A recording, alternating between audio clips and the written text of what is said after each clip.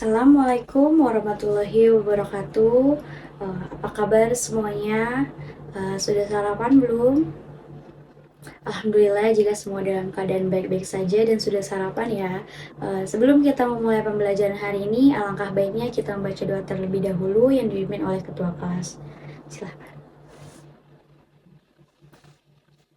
Sebelum itu, ada yang sudah tahu nama ibu?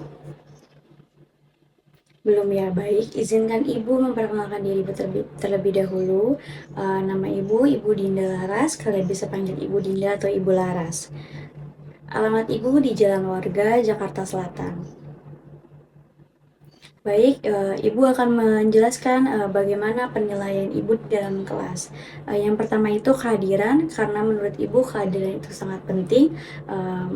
Maka dari itu kalian sebisa mungkin masuk pelajaran Ibu dan semoga kalian sehat terus ya. Nah, yang kedua itu adalah keaktifan di dalam kelas, seperti menjawab dan menanyakan pemikirannya sendiri. Itu dibolehkan dan mendapatkan poin lebih untuk yang menanya. Yang ketiga itu selalu mengerjakan tugas yang Ibu berikan. Jika tidak mengerjakan, Ibu akan kenakan sanksi. Jelas semuanya? Nah, sekarang kita akan masuk ke materi ya. Jadi di sini Ibu akan menjelaskan pengelolaan kas kecil. Di sini sudah ada yang tahu belum? Apa sih pengelolaan kas kecil itu?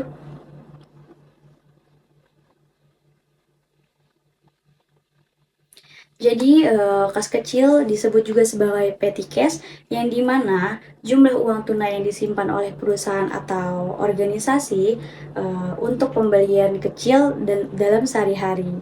Contohnya itu seperti pembelian bahan kantor, terus ongkos kirim, terus keperluan lain-lainnya.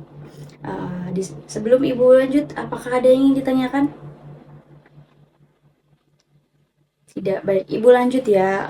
Tujuan dari pengolahan kas kecil dalam perusahaan adalah untuk memastikan bahwa dana yang tersedia digunakan secara efisien untuk memenuhi kebutuhan operasional sehari-hari dalam perusahaan atau organisasi.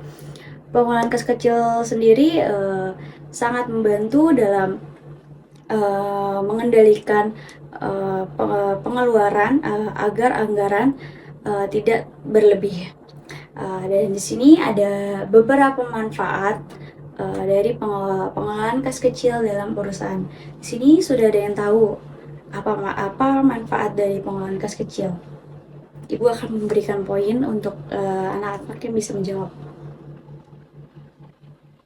Iya, oke, kamu benar banget. Yang pertama itu adalah pengendalian pengeluaran, yang kedua ada pemantauan keuangan, yang ketiga ada fleksibilitas keuangan.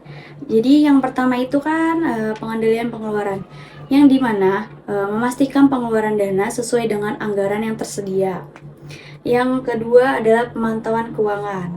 Pemantauan keuangan perusahaan untuk secara teratur memantau terus arus kas kecil. Yang ketiga adalah fleksibilitas keuangan.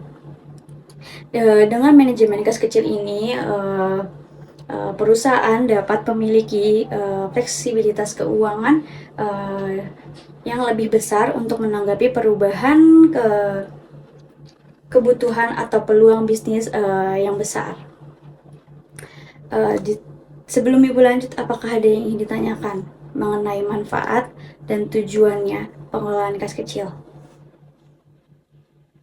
Baik, jika tidak, Ibu akan jelaskan langkah-langkah yang perlu kita ketahui dalam pengelolaan kas kecil itu sendiri.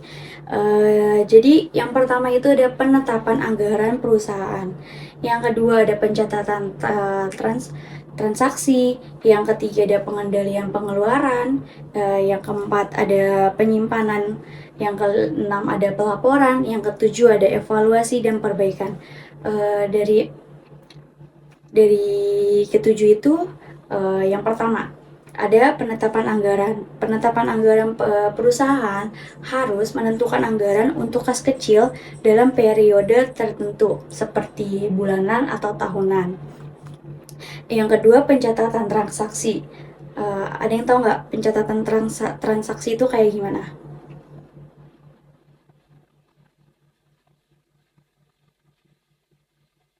Baik, betul. Jadi, mencatat setiap transaksi, kas kecil secara akurat dan terperinci, mau keluar maupun masuk maupun menerima. Eee, Sampai sini apakah ada yang ingin ditanyakan lagi anak-anak? Baik, jika tidak, Ibu akan akhiri, pembelajaran hari ini karena sudah bel juga ya, sudah pergantian mata pelajaran hari ini. Baik, Ibu mohon maaf jika ada banyak salah kata-kata yang keluar dari mulut Ibu. Wabillahi taufik wal hidayah. Wassalamualaikum warahmatullahi wabarakatuh.